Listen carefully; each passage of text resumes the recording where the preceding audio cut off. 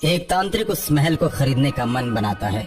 सस्ती कीमत होने के चलते वो तांत्रिक महल को खरीद लेता है। महल में ही वो छोटा सा हनुमान जी का मंदिर बनवाता है और तांत्रिक साधना शुरू कर देता है। वहाँ वो बहुत से तांत्रिकों को बुला लेता है और उस महल को आश्रम का रूप दे देता है। आश्रम में बहुत से नागा आकर रहने लगते हैं। समुद्र के किनारे बसा ये महल एक बार फिर से पर्यटन का स्थल बन जाता है और पर्यटक पर्यटन के लिए आने लगते हैं। ऐसा लगता है कि मानो शापित महल अब बिल्कुल ठीक हो गया हो। तांत्रिक के मन में भी विश्वास हो गया कि अब मेरा कुछ नहीं होगा। महल को खरीद कर मैंने बाजी जीत ली। तांत्रिक ने घोषणा कर दी, जो भी इस तरह के भूतिया महल को बेचना चाहता है वो हमसे संपर्क कर सकता है। और इसी तरह तांत्रिक बहुत सारे भयानक महलों को खरीदता है और उन सबको आश्रम बना देता है। महेश नाम का ये तांत्रिक धीरे धीरे बहुत सारे मठों का निर्माण करता है और अचानक एक दिन 12 बजे रात को शैतान आता है और तांत्रिक को जगाता है। शैतान को देखकर तांत्रिक डर जाता है। तुम मुझसे क्या चाहते हो शैतान? मैं तो यही चाहता हूँ कि तुमने जितने भी भूतिया महलों को खरीदा है उन सभी महलों को खाली कर दो, वरना अंजाम बुरा होगा। मैं किसी को मारता नहीं, लेकिन जब कोई जबरदस्ती करता है और किसी के घर पर कब्जा करता है तो मैं उसे नहीं छोड़ता। तुमने जबरदस्ती हम भूतों के घरों पर कब्जा किया है, इसलिए अगर तुमने 4 दिन के अंदर सभी भूतों के जगह को नहीं छोड़ा तो मैं तुम सबको मार दूंगा। ऐसा कहकर शैतान गायब हो जाता है। ओ शैतान, सामने आओ।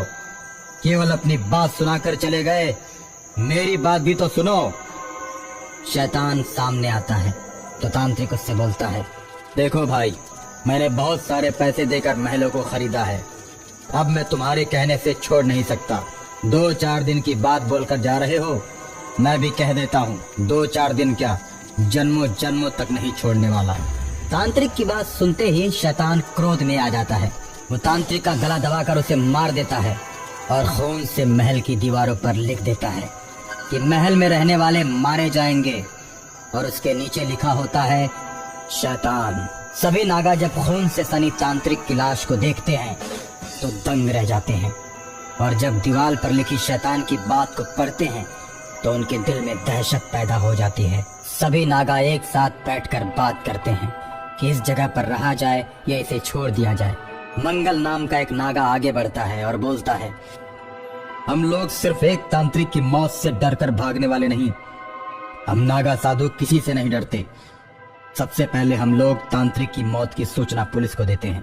पुलिस का अधिकारी खबर सुनते ही हरकत में आ जाता है और अपनी जीप से चल देता है। महल को देखकर पुलिस दंग रह जाती है। महल में ऐसी नक्काशी होती है कि उसने ऐसी नक्काशी कभी नहीं देखी। वो महल के अंदर जाता है और तांत्रिक की लाश को उठवाकर पोस्टमार्टम के लिए भेज देता है। तुम लोगों में से चाहे जिसने हत्या की हो वो कानून की गिरफ्त से नहीं बच सकता। जब तक हमारी तहकीकात पूरी नहीं हो जाती कोई भी महल छोड़कर नहीं जाएगा। अगर बाहर जाना भी है तो हमसे इजाजत लेकर जानी पड़ेगी। सभी नागा हाँ में जवाब देते हैं। थानेदार थाने पर जाता है तो सिपाही मंगरू राम बोलता है, महल घटनाओं और रहस्यों से भरा हुआ है। वहाँ जो भी मौत होती है उसके बारे में आज तक पता नहीं चला सर कि किसने ये अजब खून किया है। वहाँ अज्ञात शक्तियों द्वारा घटनाएं होती रहती हैं, इसलिए वहाँ कोई नहीं जाता। वो महल तो बहुत दिनों से वीरान पड़ा हुआ था। तांत्रिक ने खरीदा तो वो मारा गया। तहकीकात करने से कोई फायदा नहीं सर, हमारे हाथ कुछ हासिल नहीं होने वाला। मैं तो कहता हूँ कि फाइल को बंद कर दीजिए। उस महल के अंदर मौत होने वाली सभी फाइलों को बंद कर दिया गया। काफी छानबीन के बाद भी कोई सूचना नहीं मिली। अगर ऐसी बात है तो मैं कातिल का पता लगा कर रहूंगा। इसी बीच खूनी महल का शैतान थाने में आ जाता है। थानेदार, तुम मेरे बारे में बात कर रहे हो? मैं ही उस महल का खूनी शैतान हूँ। मुझे कोई नहीं पकड़ सकता, इसलिए कि मैं आत्मा हूँ और मुझे कैद करना आसान नहीं। इस तरह शैतान थाने के अंदर ही थानेदार को मार देता है। जेल की दीवारों पर लिख देता है कि महल में रहने वाले कातिल की तलाश जो भी करेगा वो इसी तरह मारा जाएगा। इसके बाद शैतान खूनी महल में प्रवेश करता है और बहुत से नागा को मार देता है।